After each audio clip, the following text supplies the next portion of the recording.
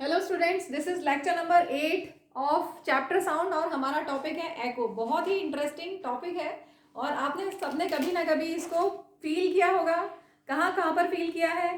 खाली रूम में, बड़ा सा रूम है एकदम बिल्कुल खाली, कहीं गृह प्रवेश के लिए गए हो आप, पूजा वूजा में, या खुद के यहाँ हुआ हो, ठीक है, तो वहाँ पे आपने ज़रूर फील किया होगा पूरा एम्प्टी रूम है, कोई साउंड एब्जॉर्बर्स नहीं है, तो आपने एको फील किया होगा। या माउंटेन एरियाज में भी आपने एको कहीं ना कहीं फील किया होगा।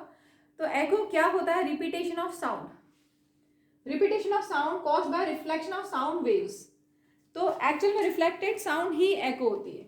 सपोज ये कोई सरफेस है, साउंड वेव ये नॉर्मल मैंने बना दिया, साउंड वेव सपोज ऐसे आई और साउंड वेव रिफ्लेक्ट हो गई, ठीक है। अगर रिफ्लेक्टेड साउंड और जो इंसिडेंट साउंड है इनके बीच में time interval, time gap 0.1 second, कम से कम 0.1 सेकेंड का है, तब आपको एको सुनाई देगा। अगर ये दोनों ओवरलैप कर गई, इंसिडेंट साउंड और रिफ्लेक्टेड साउंड ओवरलैप कर जाएगी, तो आपको एक ही साउंड सुनाई देगी। नॉर्मली ऐसे ही होता है। अभी आप जहाँ बैठे हैं बोल के देखेंगे एको नहीं हो रहा। क्यों नहीं हो रहा? क्योंकि जो साउंड आपने, जो आप बोल रहे हो, वो इंसिडेंट साउंड सरफेसेस से, वॉल से रिफ्लेक्ट होके वापस आपके ईयर्स तक पहुंच रही है, ठीक है।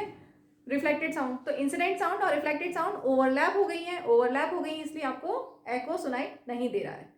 तो एको कब सुनाई देगा? जब टाइम गैप इंसिडेंट साउंड और रिफ्लेक्टेड साउंड में at least time gap, time interval 0.1 second का कम से कम हो, तब आपको एको सुनाई देगा, ठीक है। तो यही लिखा है, we can hear the original sound and the reflected sound separately only if time interval कितना होना चाहिए? At least 0.1 second. ओरिजिनल साउंड और रिफ्लेक्टेड साउंड के बीच में अगर टाइम 0.1 सेकेंड का है, कम से कम, मिनिमम, एटलीस्ट, तो आपको एको सुनाई देने के चांस है। तब भी 100% जरूरी नहीं है कि सुनाई दे। अगर साउंड एब्जॉर्बर्स नहीं है रूम में, रिफ्लेक्शन अच्छा हो रहा है, डिस्टेंस, अभी हम डिस्टेंस कैलकुलेट करेंगे, वो प्रॉपर डिस्टेंस भी होना जरूरी है, ठीक है। तो टाइम के लिए टाइम इंटरवल तो ये ध्यान रखना है 0.1 सेकेंड कम से कम होना चाहिए। अब हम डिस्टेंस कैलकुलेट करते हैं, मिनिमम डिस्टेंस कितना होना चाहिए रिफ्लेक्शन के लिए। चलिए, तो ये तो क्लियर हो गया आपको कि टाइम इंटरवल कम से कम एटलीस्ट होना चाहिए 0.1 सेकेंड। अब हम डिस्टेंस कैलकुलेट करेंगे, मिनिमम डिस्टेंस कितना होना चाहिए एको के लिए। Minimum distance to hear an echo. Suppose ये सोर्स ऑफ साउंड है और ये रिफ्लेक्टिंग सरफेस है, ये पॉलिश है, इधर रिफ्लेक्टिंग सरफेस है, ठीक है। मैंने ये नॉर्मल बना दिया। सपोज साउंड ऐसे गई, ठीक है, और वो रिफ्लेक्ट होके वापस आ गई। एंगल ऑफ रिफ्लेक्शन और एंगल ऑफ इंसिडेंस इक्वल होना चाहिए। Incident ray, reflected ray normal same plane में होना चाहिए। लॉज ऑफ रिफ्लेक्शन फॉलो करते हुए साउंड रिफ्लेक्ट होगी, ठीक है। तो कम से कम कितना डिस्टेंस होना चाहिए सोर्स ऑफ साउंड और रिफ्लेक्टिंग सरफेस के बीच में, ये हम कैलकुलेट करने वाले हैं। ये रिफ्लेक्टिंग सरफेस, ये सोर्स ऑफ साउंड, कितना डिस्टेंस होना चाहिए ये हम कैलकुलेट करेंगे। डिस्टेंस हमें नहीं पता, वही हमें कैलकुलेट करना है। मिनिमम टाइम एको के लिए अभी जस्ट बताया 0.1 सेकेंड होना चाहिए minimum time interval between original sound and reflected sound. अब स्पीड ऑफ साउंड क्या लें हम? अभी हम जो स्टैंडर्ड वैल्यू है 344 मीटर पर सेकेंड एट 22 डिग्री सेल्सियस, इसको वैल्यू, इस वैल्यू को ले लें हम। देखो, टेम्परेचर के साथ स्पीड ऑफ साउंड वेरी करती है। टेम्परेचर इंक्रीज होगा तो स्पीड ऑफ साउंड इंक्रीज होगी, टेम्परेचर डिक्रीज होगा तो स्पीड ऑफ साउंड डिक्रीज होगी। ये हम 22 डिग्री सेल्सियस पे डिस्टेंस कितना आएगा वो कैलकुलेट कर रहे हैं। अगर टेम्परेचर कम लेंगे तो स्पीड ऑफ साउंड उस हिसाब से कम हो जाएगी। क्वेश्चन में दिया हुआ रहेगा आपको, ये आपको ये वाली वैल्यू जरूर याद कर लेना। चलिए अब फॉर्मूला लगाते हैं, speed equal to distance upon time, ठीक है। तो डिस्टेंस कितना हो जाएगा? Speed into time. स्पीड कितनी है?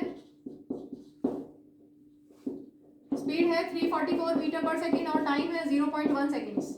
तो क्या करें, ये डेसिमल हटा दें इधर, तो 344 अपॉन 10 या 34.4 आप डायरेक्ट भी कर सकते थे। तो ये आ गया इतना डिस्टेंस। अब ध्यान दीजिए, यहाँ पर टाइम कौन सा बोला है? साउंड जाने का और आने का टाइम कौन सा बोला है? जाने, साउंड जाएगी ओरिजिनल साउंड और रिफ्लेक्ट होके आएगी, तो जाने और आने का टाइम मिला के है 0.1 सेकेंड। तो ये जो डिस्टेंस आया ये भी आया जाके और वापस आने का, साउंड गई और वापस आई, तो डबल टाइम आया है, ठीक है। तो minimum distance required minimum distance कितना होगा, हाफ वे, ठीक है। ऐसे गई और ऐसे आई, तो ऐसे जाके और ऐसे आने में टाइम 0.1 सेकेंड है, तो ऐसे जाके ऐसे आने में डिस्टेंस आ गया 34.4। तो रिक्वायर्ड मिनिमम डिस्टेंस कितना होगा, 34.4 का हाफ, दैट इज 17.2 मीटर। तो this is the minimum distance required to hear an echo, ठीक है। इसको अब हम बुक से देख लेते हैं। इफ वी शाउट और clap near a suitable reflecting object such as a tall building और a mountain, we will hear the same sound again a little letter.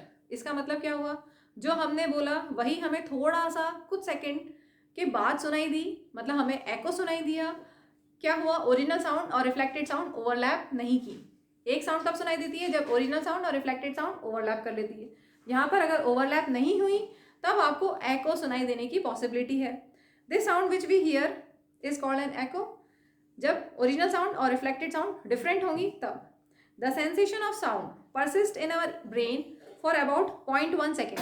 इसलिए हमने जो टाइम गैप लिया है ओरिजिनल साउंड और रिफ्लेक्टेड साउंड में कितना लिया है, 0.1 सेकेंड, क्योंकि हमारे ब्रेन में जो सेंसेशन ऑफ साउंड है that persist for about 0.1 second. To hear a distinct echo, time interval between the original sound and the reflected one must be at least 0.1 second. Clear? If we take the speed of sound to be 344 meter per second at a given temperature, say 22 degrees Celsius in air, the sound must go to the obstacle and reach back the ear of the listener on reflection after 0.1 second. ठीक है, तो total distance covered by the sound from the point of generation to the reflecting surface and back. वापस समझिए, total distance covered by the sound from the point of generation to the reflecting surface and back should be at least, कम से कम कितना होना चाहिए, 34.4 metre. Thus for hearing distinct echoes, minimum distance of obstacle from the source of sound, ये source of sound, तो minimum distance between source of sound and obstacle कितना होना चाहिए, 34.4 का half, that is 17.2। This distance will change with the temperature of air. Just अभी बताया था, temperature अगर और इंक्रीज कर देंगे तो वेलोसिटी इंक्रीज होगी, तो डिस्टेंस भी इंक्रीज होगा। अगर टेम्परेचर डिक्रीज कर देंगे तो वेलोसिटी डिक्रीज होगी, तो डिस्टेंस भी डिक्रीज होगा। echoes may be heard more than once due to successive or multiple reflections। यहाँ तो एक ही बार रिफ्लेक्शन बताया मैंने, ऐसे ही मल्टीपल रिफ्लेक्शंस भी हो सकते हैं। The rolling of thunder is due two successive reflections of sound from a number of reflecting surfaces, जैसे क्लाउड्स और लैंड, तो वहाँ पे आपको मल्टीपल रिफ्लेक्शन से साउंड सुनाई देगी। चलिए अब हम इसको एक एग्जाम्पल के साथ समझ लेते हैं। When sound travels in water, then minimum distance for hearing an echo will be different. Air में अभी हमने निकाला, अगर 22 डिग्री सेल्सियस टेम्परेचर है तो मिनिमम डिस्टेंस कितना होगा, 17.2। अगर हमने वाटर में स्पीड ऑफ साउंड हमारे पास है, दी हुई है क्वेश्चन में 1500 मीटर पर सेकेंड, तो मिनिमम डिस्टेंस कितना होगा to hear an echo, source of sound और ऑब्स्टेकल